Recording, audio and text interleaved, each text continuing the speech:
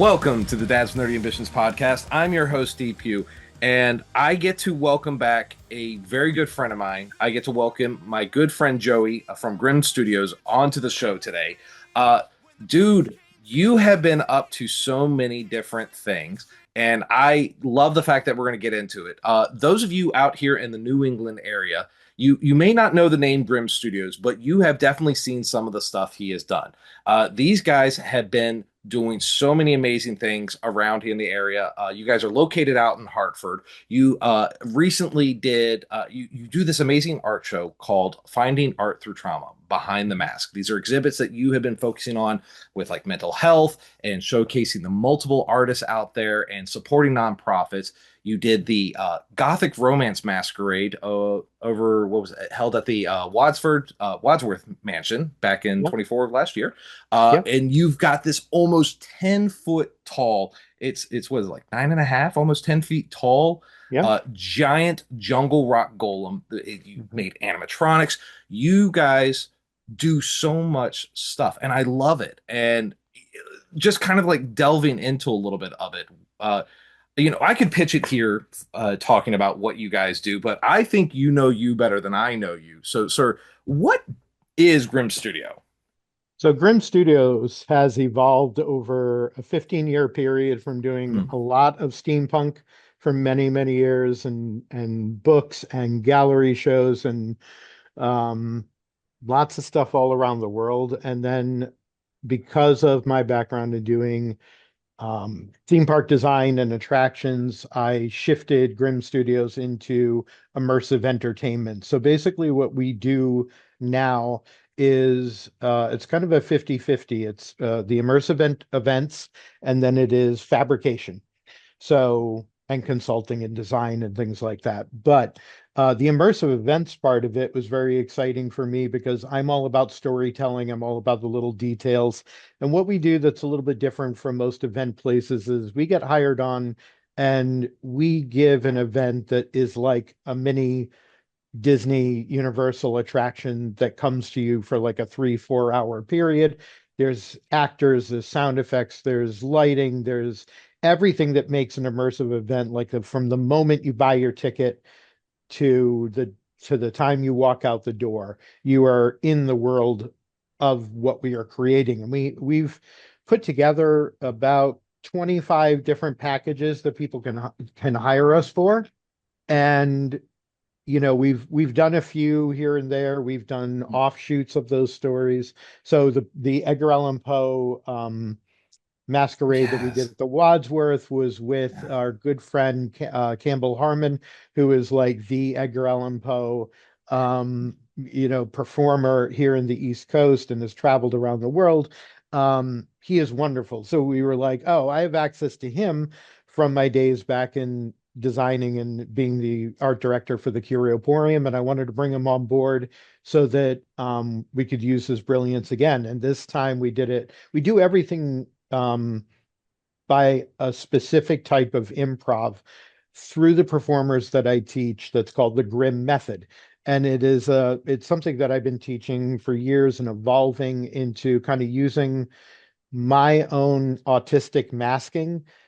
into a performance type of setup so that we are in character the entire time, but we're not method acting. We can drop it at any time so that we can be in the moment with each other as performers.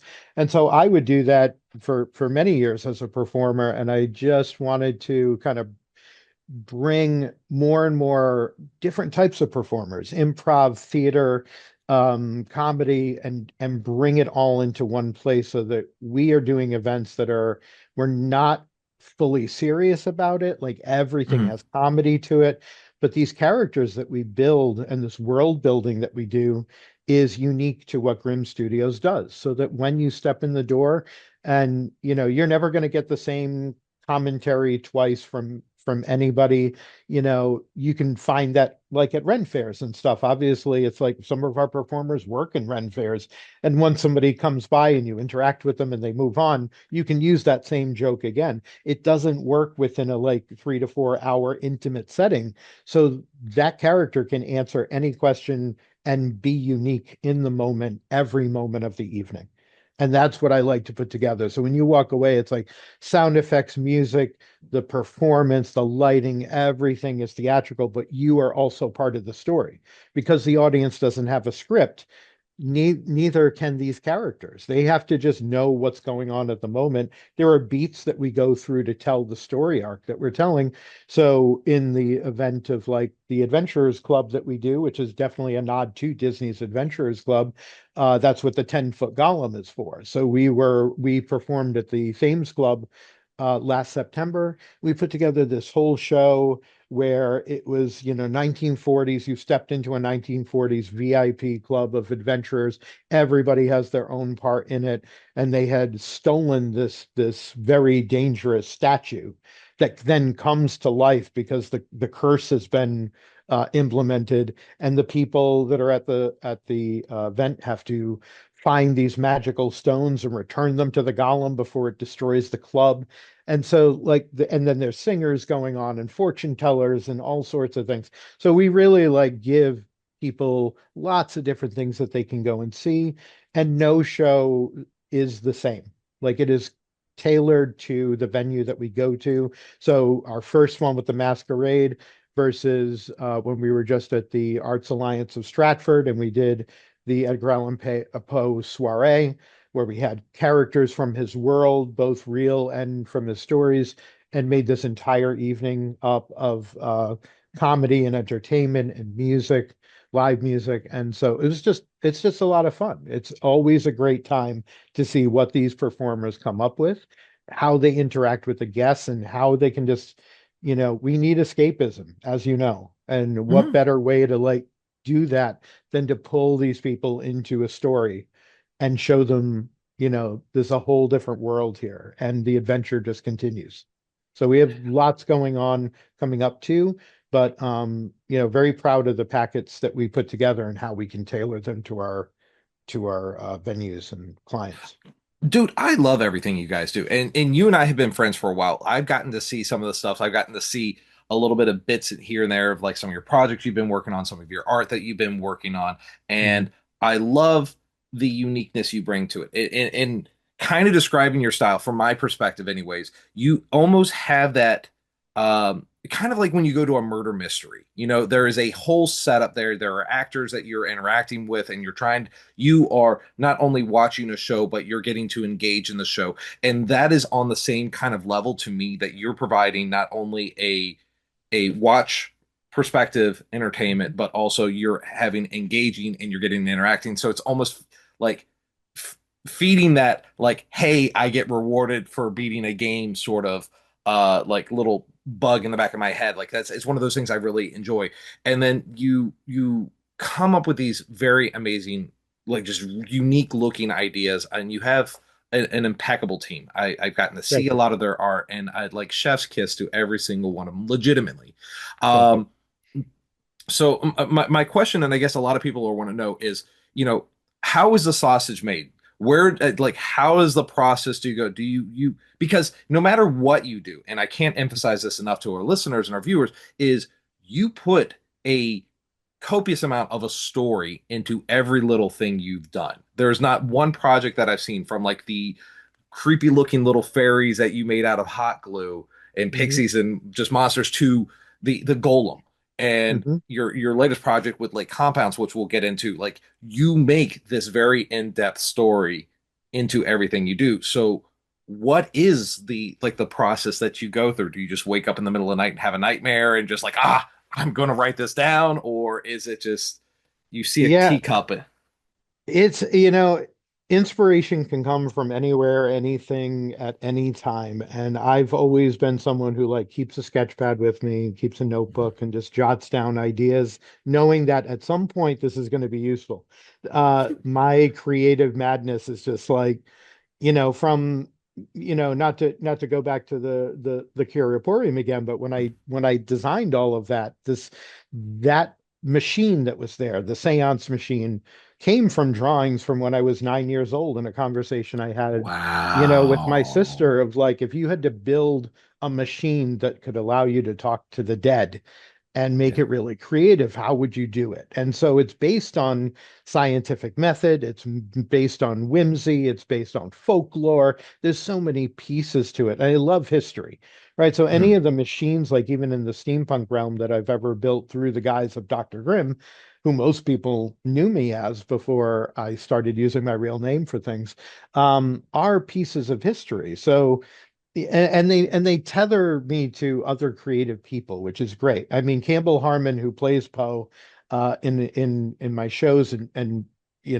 elsewhere, he I think we found each other because he saw a machine that I built many, many years ago that was the Edgar Allan Poe Nightmare Inducer that was based on, what if some devious person stole Poe's brain. He died under mysterious circumstances, stole his brain because they wanted to become as good of a writer as he is. And if anybody knows the actual lore of Poe, they'll find Rufus Griswold, who was his arch nemesis and basically stole all of his work. And, so we found each other because he saw this machine and he's like, oh, you know that story. And not many people do. Right. And I just found it fascinating. So to try to get to the point of your question, the inspiration does come from so many different places, but when it comes to like my art shows or even the Lake Compounce gig, that story is personal. The Mhm. Curioporium story was personal. I just twist it into a world of different characters and things and make it more bite-sized, I guess, and not as complex, depending on how heavy it can be. I mean, my art shows are very much about mental health awareness, so I don't have to restrict the stories that I'm telling because they're helping people. They're making Mhm. people not feel alone. In the case of what we've done with Lake Compounce and this story in particular, I put together a group of artists that we all are kind of our own island of misfit toys, if you get my drift, that have gone through some stuff. And I'm not one to micromanage a team, like even whether it comes to my performers or the artists that I work with. It's like, here's the idea and take this piece and now make it your own. This is all about trauma. This is all about nightmares and fears, and filter some of that out of you and into the art because that's what it's about for me. Every Mhm. monster that I build, every story is a way to take some of the bad things that happen to me and put them into a story, and then they don't live inside of me anymore and I have some control over them. And that's really what it's about. At the end of the day, these stories they may seem like really out there, but they are all based in some truth. I And love that. and yeah, Now my question for you is because you're putting so much of yourself into your art and so much into these things that you're creating, as well as for the artists and entertainers you're working for, is it therapeutic for you? Is it therapeutic for them? Do you guys get more out of it, more of a you feel more whole after the project is done? I think so. Yeah. I mean, the project that we just finished was different in that this is probably the biggest team that I have led Mm. personally on a project like this, and they all kind of didn't know what they were getting into besides, oh, we're going to build a haunt. And I'm like, yeah, and here's the story, but here's the background story. And, I think you would be great to work on this because as I'm getting to some of these people I know, some of them I don't. Mm. And it takes a lot to be, number one, a good leader that is appreciative of their team. And when you can each gain each other's trust that we are building something great here, then you get to learn about each other. And Mm. by doing that, it's like, I think I want you to do this because I think it'll challenge you. And I want you to do this because I think you would be good at it. And I want you to do this because you'd have fun at it. So it's a mixture of those things. Like I never want to challenge people too much unless they want to, but I also want them to have fun doing it. But at the end of the day, like each person who worked on this is a little part of everyone in every single thing that's been built in this project. And the same kind of goes for like making these characters for the events. It's like I see when we talk about the Grim method, one of the things that is important about it is knowing your character's strength and weakness. And so we have to delve into our own, who we are as people and say, okay, what is my strength and weakness? And how do we build a character that is assembled out of the things that we need to get this character's arc? And it may be something that you're not good at. Like that's one of the Mhm. questions that we ask. Like, what do you wish you were good at that you're not? And how can I you like find that in that. that character and build it into it? And by the repetitiveness of playing the character, now you're learning how to actually be better at that thing, um, because now you understand it. You understand it through like characters that you love, that are in movies or books or TV. You look up to those characters and you say, "Oh, for me, it's like Doctor Who. There's so many pieces of the Doctor that I pull into characters that are important to how I, as a person, am able to mask and be a professional and talk to clients and be a dad and be a friend and all those things. And the things that I'm not good at, I see, oh, that character can do that. How do they do it? And I Mhm. analyze it and I pull it into the character and I'm like, oh, and it becomes easier. It becomes easier with the mask to put that on and say, oh, and then now I've essentially learned how to do it without the masking.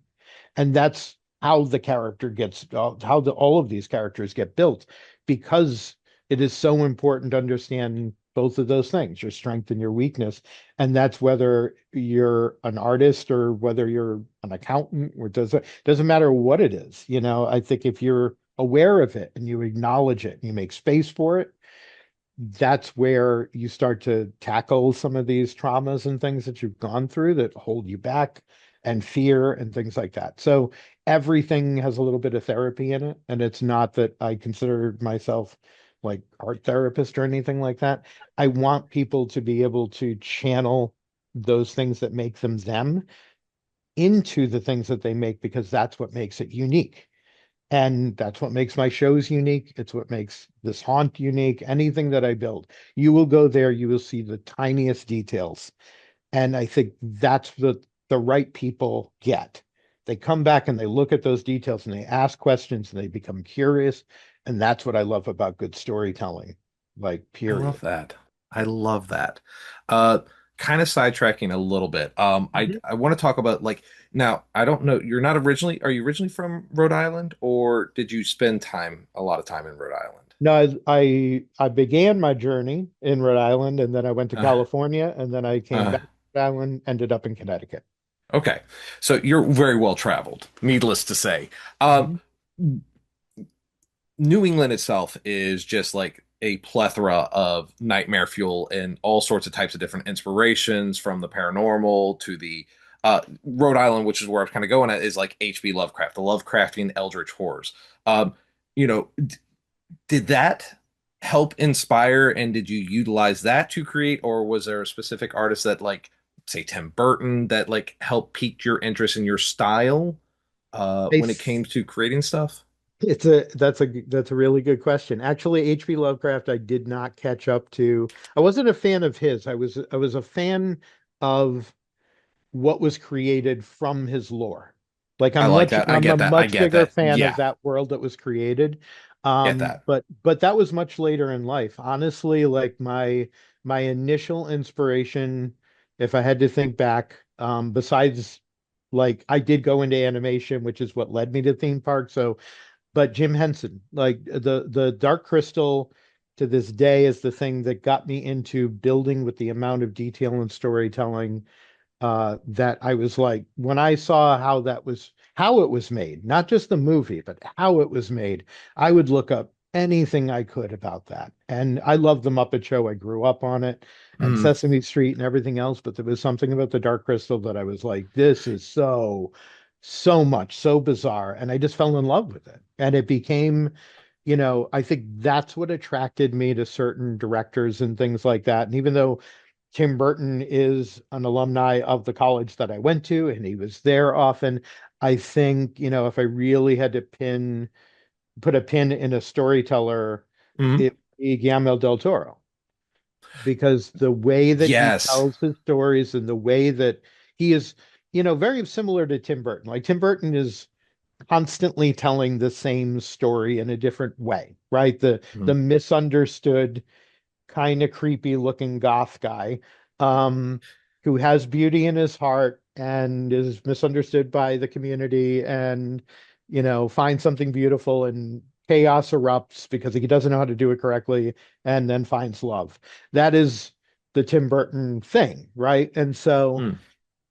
as a story point, when you take Guillermo del Toro within his realm of the creatures that most people just pass by and of folklore and things like that live side by side with the human world, but the humans are really the monsters and the creatures are just misunderstood.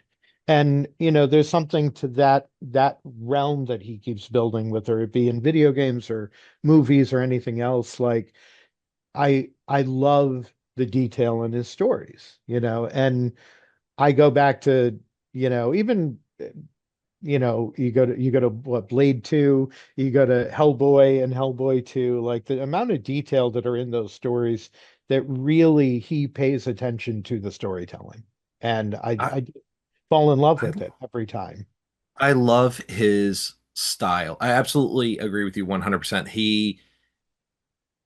There's a mysticism to his creatures that he creates, and uh I do. Hellboy is bar none one of my favorite projects that he was a part of, and I love to see that.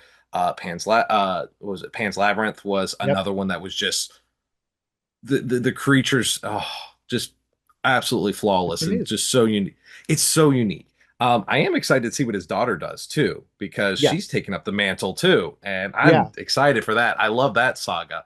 Hmm. And I absolutely agree with you, and with especially with like Del Toro and Tim Burton, they have a very unique style of way of telling, and I think that's honestly what makes a great like director and creator, is because you look at Wes Anderson, Quentin Tarantino, you look at they Hmm. have a very specific style of how they tell a story, and they do it to their own drumbeat, and I think that's really fun. Um, Yeah.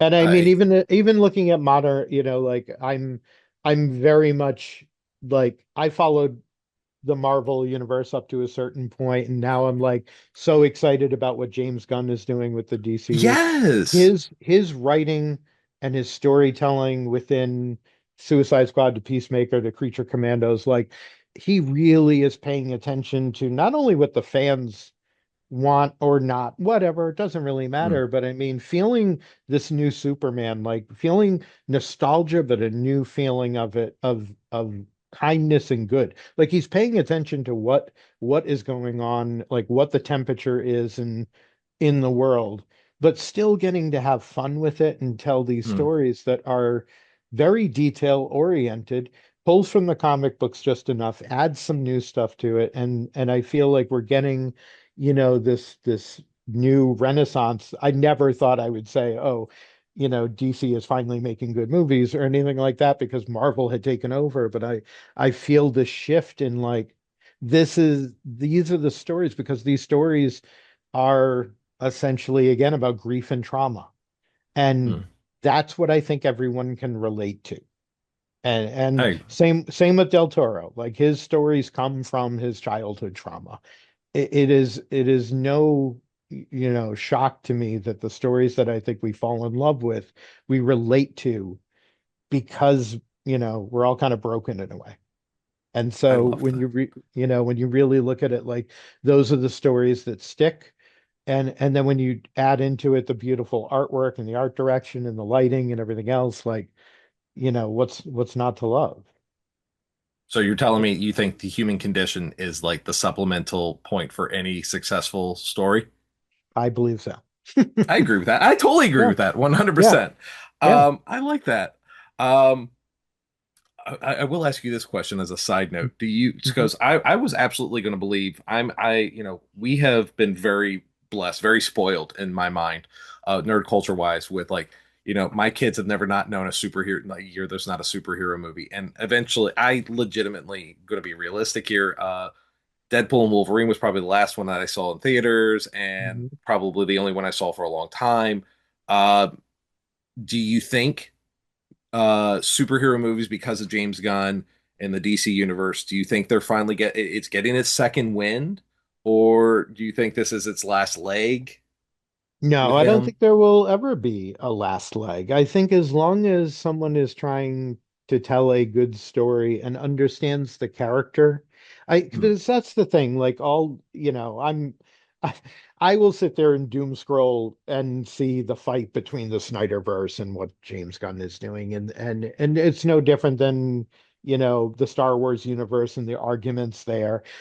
fair enough. At the end of the day, like this stuff isn't going to go away, right? Entertainment in any shape or form has been going on for millennia, whether it be on stage. You know what I mean? Like Yeah. this is nothing new. So it's like I think what people are looking for is essentially just the good story to connect to. And that's what was missing from the DC universe that we were getting in the Marvel universe for a while, which was just good storytelling. Like It really was.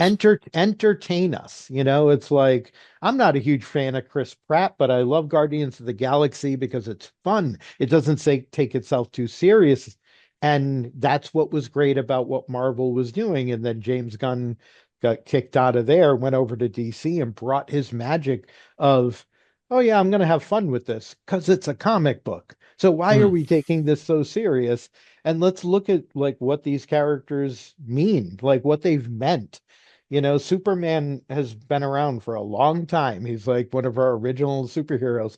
And to say that, it hasn't had its arcs of ups and downs similar to Batman, but when you get somebody who understands the character and loves it and wants to tell that story, it's beautiful. And this new Superman had heart, and it mm. was saying that kindness is the new punk rock. And I love that. I love that message because it made you feel good about, you know what, the world's kind of shit right now. Why do we need to watch more? And it's not like I don't like the gritty side of things because that's what No. Peacemaker is. But even Peacemaker is like, there's an arc of change, there's an arc of kindness and, not being the person that you've been ground into being by past trauma, and how can you make that better? And I think that's the message where if we're talking about superheroes, that's what the message has to be. Like it has to uplift. It has to we need, the heroes need their villains to exist, and that's been no better duplicated than in the Batman universe. All of his villains exist because he exists, and they wouldn't if he wasn't there. And I love that, but if we have real villains in our daily life, all of us, whether it's personal or whether it's, Yeah. in the media. So we need something that's going to say, be on the right side of things, be on the right side of history. That's what superheroes are for. I love That's that. what they've That's always been about. And to go back to the Dark Crystal again, that's what that story is about. The fight within each of us to be good or bad, and which side are you going to 100%. take? 100%. And then if want to go into the labyrinth, then it's, how Hmm. David Bowie are you? Uh, Yeah. Yep. Exactly. uh, I feel like you're either. I mean, I don't have a hate or love hate relationship with Labyrinth and Dark Crystal, but I would definitely say I lean more towards the Dark Crystal versus the Mhm. Labyrinth. I do too. Um, yeah, so I want to say that's how most people are. Like you're either one or the other, but Hmm. I Well, digress. it depends on when it hit you and where your sexuality was at that time. I'll So have to I ask. I'll ask Sam about that one. See which one Lily hit him really good. yeah, I'm sure he'll. yep. I mean, it Uh, really was. I mean, the fact that Labyrinth has humans in it and is storytelling with humans and Muppets, yeah, yeah, versus the Dark Crystal, which is just like you either get it or you don't, and it grows on you, But it wasn't afraid to like put fear in front of young people and make them fear those Skeksis. Because I think that's how we learned, like that. Me personally, I was like, oh, there's a good and bad side here. That's very yeah, clear. yeah. And so, but that's, not something you see it in characters within the Muppet universe. But The Dark Crystal was just such a beautiful film, and I love the art direction, obviously, of Labyrinth, but they were all just kind of shitty people. Yeah, So that's fair. I'm definitely have to ask Sam and Kev where they flow on that side. We'll have to yeah, make an episode out of that one. Um, sure, but so going back to you because we didn't come to talk Dark Crystal, we didn't come sure, to talk sure. DC. We came to talk on one of our Very good. tangents. Well, it's nerd culture, so I'll go off on a Absolutely. tangent. Yeah. Absolutely. We're here to talk about how awesome you are. Not to float your ego a little bit. I do want to ask one question.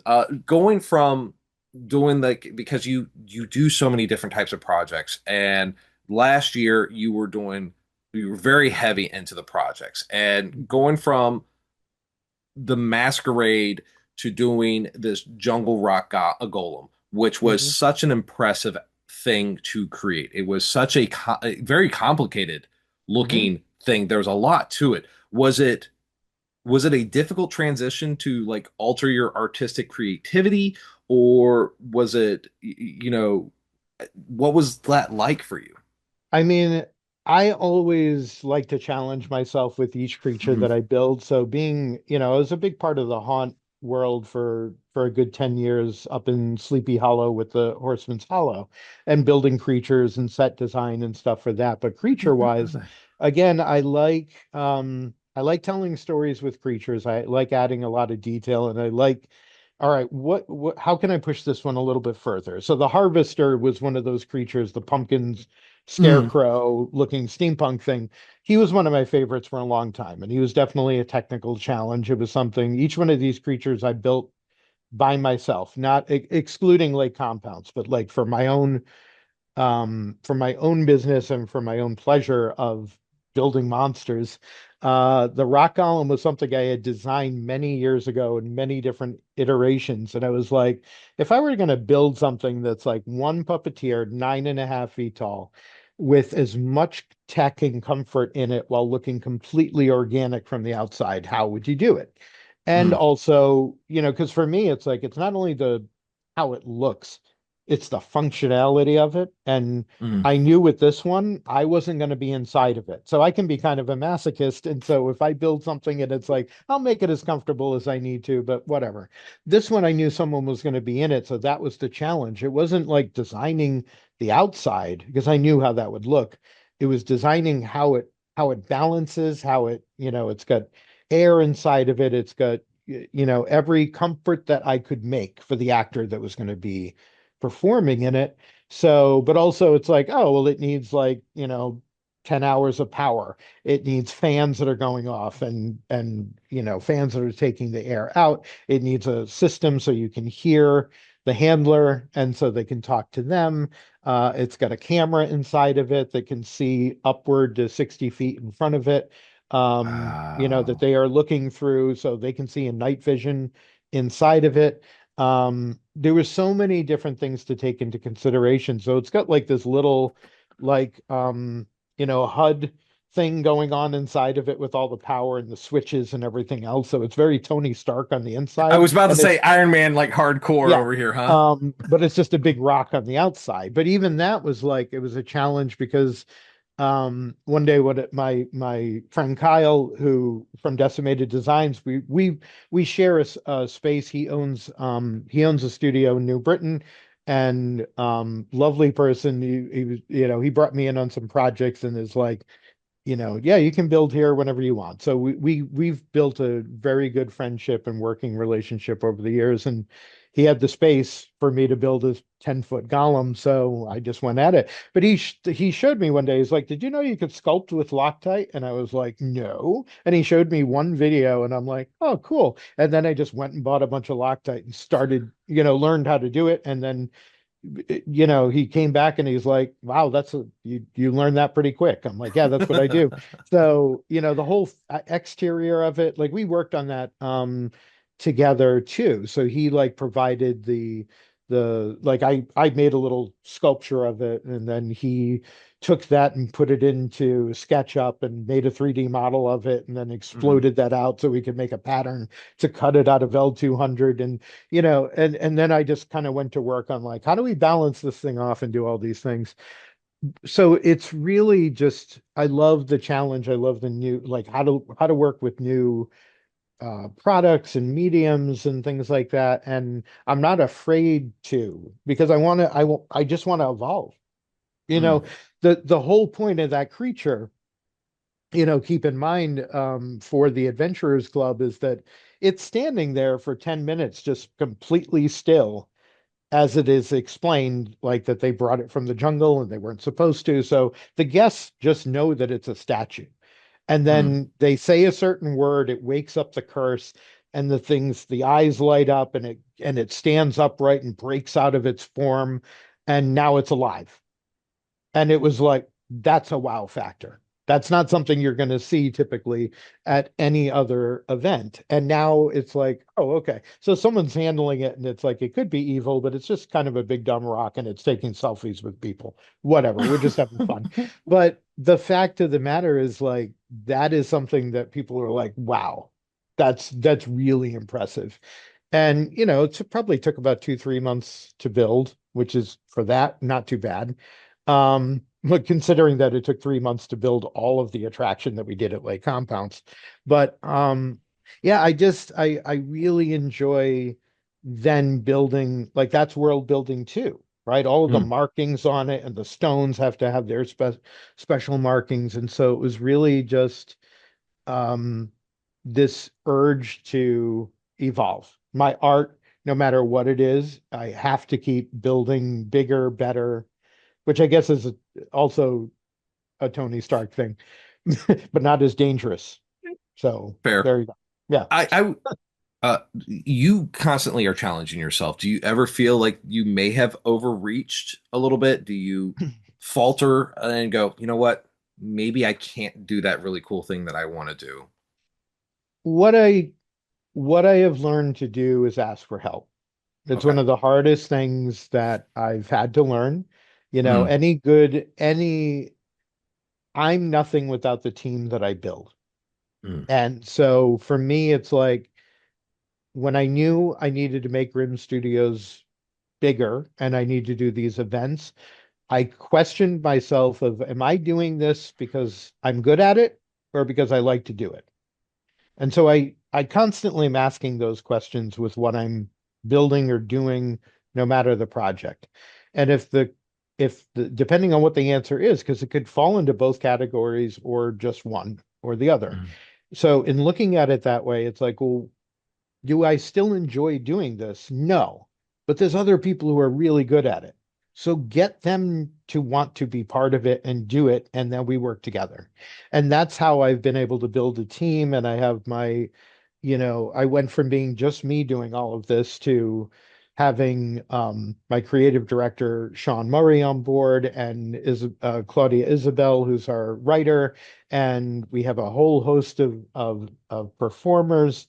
And we have a really great team.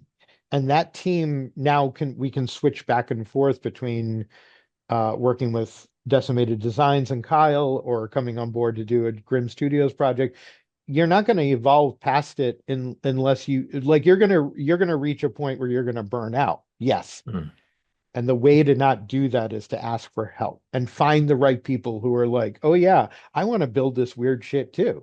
Okay, cool. Let's do it together. And now I've taken that burden off of me and I can look at things through a different set of eyes. And that's where I was looking too close at things. Like, I think that's the biggest problem with where something will get too complex, like the idea is too big. Because I mean, again, I've got notebooks full of stuff and I know okay, this is going to be a this year project.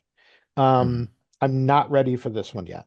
So that'll go down the line. Like you brought up a murder mystery. I've been wanting to do a murder mystery for a while, but there's so many out there. It's like, how do I make it bigger, better? Like, that feel like you've seen Clue, the feeling when you saw Clue, like that was great.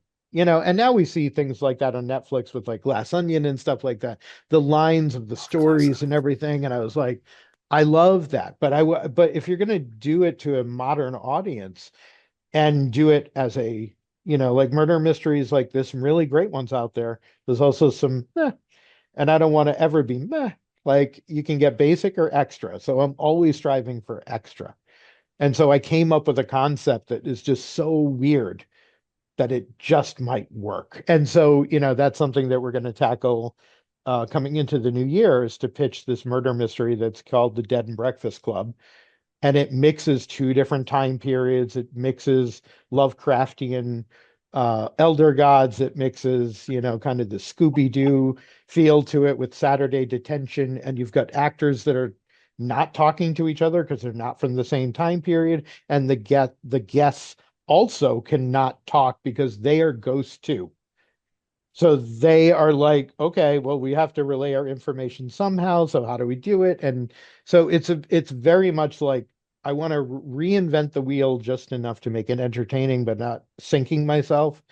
But I have the right team to do it. So that's one of our next projects. Are like, oh yeah, we can totally do this and make it fun. I'm adamantly like excited, and listeners can't see this, but I've got the biggest like grin on my face right now because it's tantalizing everything that I'm very much into.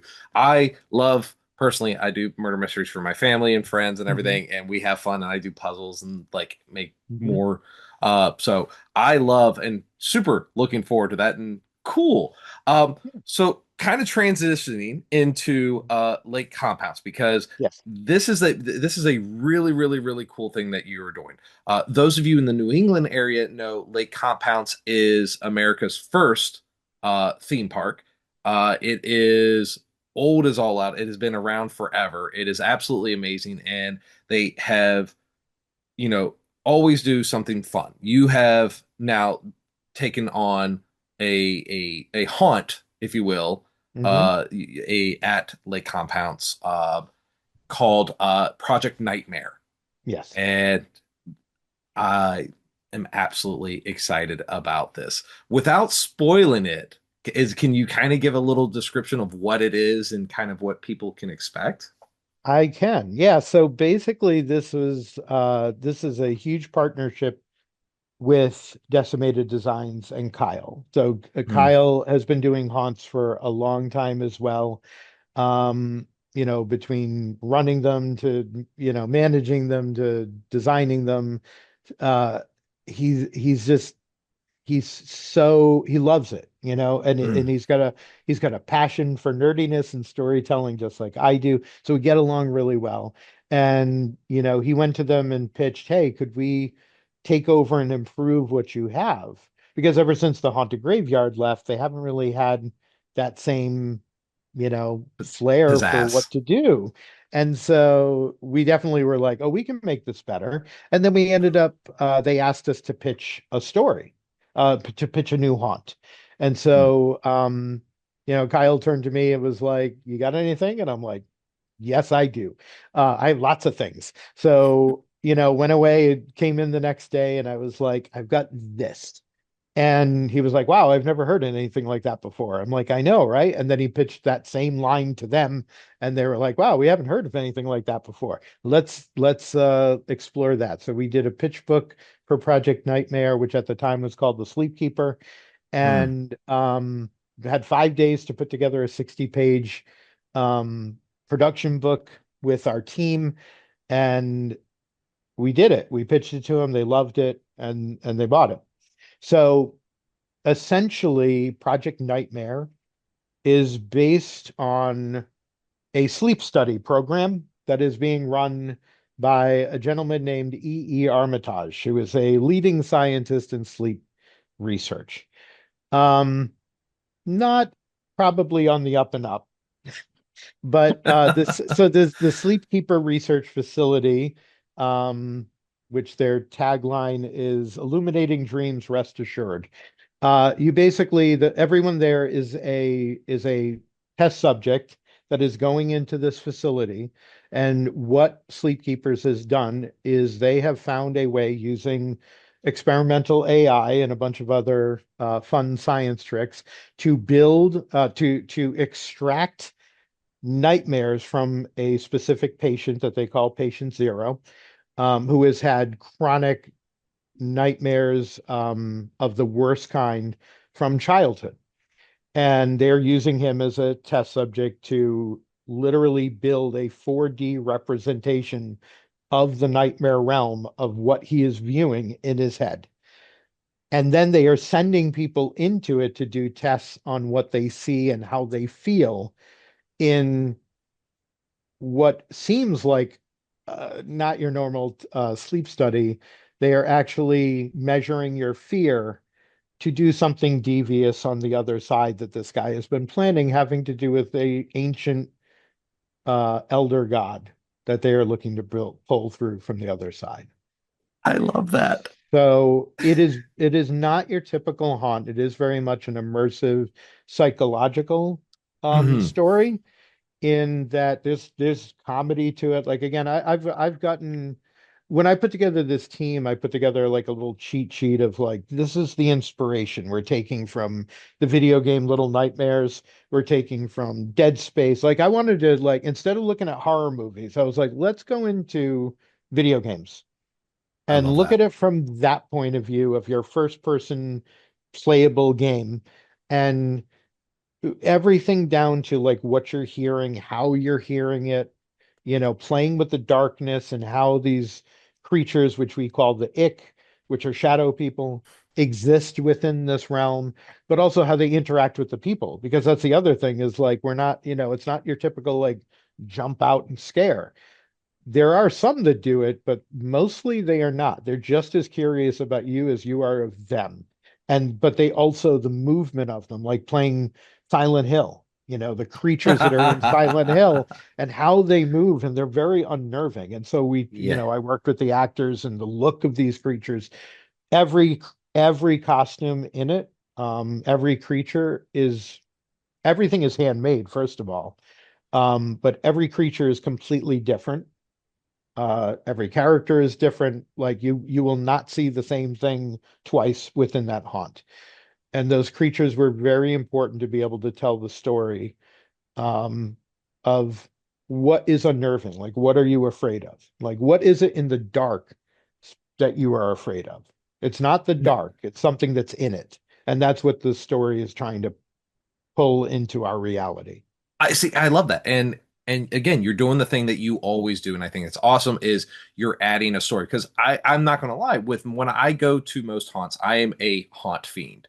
I Hmm. love doing the spooky things, not because I get scared, but I just the atmosphere of it is just absolutely a blast. Hmm. Um, I love my wife going with me because she's a screamer and she always puts Hmm. me in front, and I'm like, hey, she screams, and haunters love that. But you're doing something at Lake Compounce that I expect to see at Universal Studios. They Exactly. set up a story, and Hmm. that's not typical what I normally see at most of the haunts. Now there might be an overall theme for Hmm. the haunt in the area, but and I this is something really really cool. And another thing that we kind of talked about, and you gratuitously showed me some pictures and videos and all sorts of really really fun things Hmm. is you've got animatronics in this. And Yes. that's even more fun and terrifying because now I'm going to wonder whether or not it's a person or is it something robotic and then is it going to pop out at me? And Yeah, that's yeah. absolutely fun. Yeah, we really wanted to like kind of push. I mean, obviously we were working with a budget, but knowing Understandable. going into this that we could make everything from scratch. Like even, we took the basics of the animatronic, the mechanism and built onto it. So it's nothing you're going to see. Certainly not something you could buy from Spirit Halloween, but it's also not something you could get from Scare Factory or anything like that. The mechanisms are like, all right, how do we use this? How do we program it?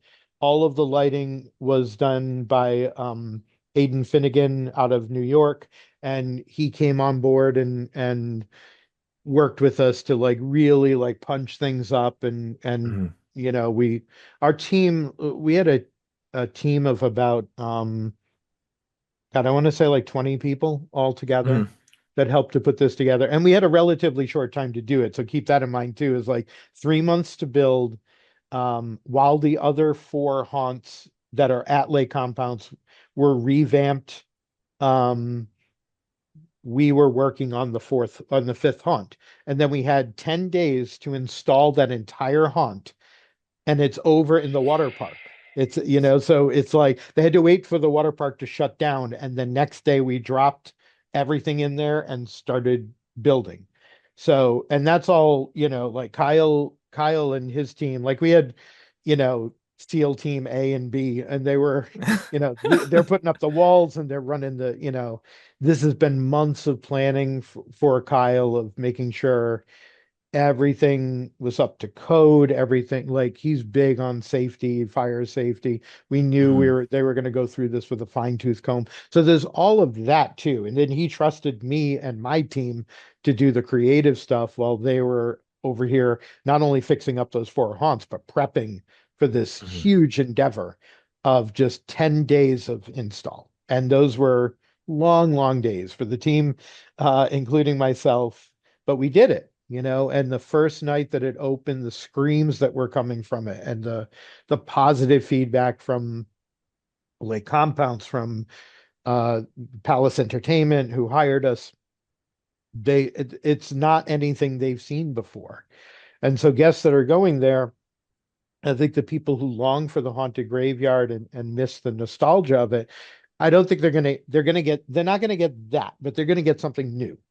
Mhm. And even those other four haunts, like we beefed up those haunts for them so that they are entertaining, they're fun, they're scary. This is just scary in a different way, and you'll see, like, when you go there and you see this huge facade with these big signs of the Sleep Keeper, facility. Um, it's really impressive. It's impressive to me, and I was designing it, so it's like to actually go from 3 months to here's our story. Do you like it, sir? To okay, now we can walk into it, and it's real, And it you're and it. I was going to say you're always over the top with everything, and I love Mhm, that about you. You even have a very 1970-esque looking video for that, mhm. and that's just that extra little worm in your brain that Yeah. you have always just always make that extra little fun thing. Yeah, we really, I know I mentioned like video games were a big inspiration, but even looking at like, Kyle and I are big fans of Severance, and we were Mm. looking at that and looking at the design style of Severance and how it's not quite the future and it's not quite the past and you don't know where you are. And I love that. I also Portal 2, BioShock, like there's a lot of inspiration in the audio to that. It has a full cue audio that lasts for about 40 minutes of like music that was custom made for it. And then I recorded the voice of the founder who pops up every now and then. And if you're listening, you get little pieces of the story of his past, of who he is, of why he created this, um, and the villain that he truly is, if you're paying attention, his disdain for humans in general. Um, but there's also like cute little jingles by this like very friendly lady who's like, which definitely a Ghostbusters nod to some of the jingles and commercials in there. But we had fun like putting these little Easter eggs too from like your favorite movies and stuff like that are like just nods, just enough. Are you going to pay attention to, oh, was that the sound of the proton pack going off? Yes, it was. But just different enough that it's not. Um, because we're just fans of nerdy stuff, I love that. So the when you're in the queue area, it is very Cave Johnson from Portal 2 in the way that it's delivered, and that it's this dark, cynical humor that you're hearing, which is not what you would expect. And then very quickly, as you get into it and you hear, no, there's something worse going on here. And so it gets darker and darker. But you have to have those little nods of humor to make people feel like, oh, no, I'm safe. Oh, no, I'm not. I'm not at all. Like, and that's what I love about that, that it's, if you're really paying attention to all the audio, and if you're not, and you will enjoy it regardless. If people don't get the Mhm. story, fine. The visuals of it, I think, stand alone, but Mhm. you'll hear what's going on. Like I purposely knew that, I don't want to make this like, I don't want to give the kids that are working, and I call them kids, but the actors that are there, I don't want to give them heavy script to learn. So Mhm. just improv what you're doing, let the story play out. Like you can hear the narration from room to room, just like a universal type of feel to it. because I really wanted to lean into how they do things at Halloween Horror Nights and get us up to speed on this is what haunting should be. Legitimately, if there's anybody that could do it, I 100% you. And you know my backstory with it and everything. When they were talking about doing new stuff, you were the first person I thought about personally because I've Thank you. seen the art you create and I've seen the things you do. Um, Mhm. when you guys were setting up for this, because you told me you had such a short time, were you ever like? I'm sure your stress levels were like to the max. Were you ever worried you weren't going to have it ready in time? Was there ever that like fear? There's always that fear, but Mm, it's like I think because we put together such a great team, mm, we knew we would make it work. We knew mm, that it's like, oh, as long as we get all the like the foundation of what Kyle put together was solid. The team mm. he put together was solid. He trusted me to put together the team of building it. I knew the look of everything. I was like, all right, if these people are functioning to put together the walls, run the power, do their thing, as even if we have to jump around from room to room, I still can get those rooms. Like I already prepared it all. So I had to be done with fabrication the week before it went up. And that gave me time to like make sure I knew what I was doing, whether it was just me or several people or however we were going to do it. There were moments of like, uncontrollable things. It's like everything has to get inspected, and it totally Mm. depends on the inspector. And we passed inspection, and that was great. But you worry about those things. But if I 100%. did, if I did my job right, and Kyle and everybody else did their job correctly, we're going to get through this. If we need to tweak things after, we can. I But love the that. bare bones of it, like we were, I would say 98% by the time we opened, and then we just added a couple of more tweaks here and there. That was just due to good project management on both sides, and You we'll guys are still go beasts. back. We are. But we're no, we're just a good team. I think it's all about communication at that point, It's and it's like this is something that no matter how much you've done, like, doing stuff for theme parks, this is completely different. Doing stuff for with working with the Horseman's Hollow, again, very story oriented, very you're working with the town of Hudson Valley, historic Hudson Valley. So that has its own, challenges, but so does, oh, we're building a theme, we're building in Southington and in Plainville. That's two different teams of inspections and fire. yes. You know what I mean? So it's like, oh, okay. So that's something else we have to deal with. I think if you have a good team, you put together a good team, there's nothing you can't do. So we weren't that worried. I think we were exhausted. So it's like, oh my God, are we going to be, how are we going to do? But realistically, I don't think we were really worried beyond the stuff we couldn't control, which is it going to pass inspection? And if we have Yeah. all done our jobs right, then we should. So Shout out to you and your team, dude. Like seriously, and to Kyle, obviously, I can't wait. I would love to talk to this guy, obviously. yeah, And you guys, again, I hats off to you, thank you. beasts galore. Seriously, your entire freaking team and all your actors, and nothing but good things to say. Everything that Thank you. I've gotten to see you guys do has been chef's kiss, and can only, I don't even have to think about it. I know it's going to be amazing. Thank you. I do want to kind of make sure we let our listeners and viewers know this does close. The Phantom Fall Fest in Lake Compounce does close October 26th. So you got to, if you guys do want to go out there and see it, you got to make sure you go out there and do it before then. Um, sir, where can the good people out in Nerd Nation find you? They can find me besides Facebook and Instagram and TikTok, all at Grymm Studios, Grymm Studios. But grimmstudios.com is my home base. It has a subscribe list. It has where we're going to be performing, which by the way, I think the funny thing about doing all of this is I was also planning other events while I was building this haunt. So that was a You're totally insane. different thing. So we just did our Poe event. We're going to be working with the New Britain Museum of American Art. We're helping them out with their Halloween party. So we're taking the Adventurers Club and doing the creepy version of it, telling the story of how we found the golem in the cursed temple. So we're going to be there doing that, which is going to be fun on the 24th of October. And Nice. but yeah, you can find me on Facebook, Instagram, and all those fun places. So, and then decimateddesigns.com, also all over the Facebook and Instagram and TikTok as well.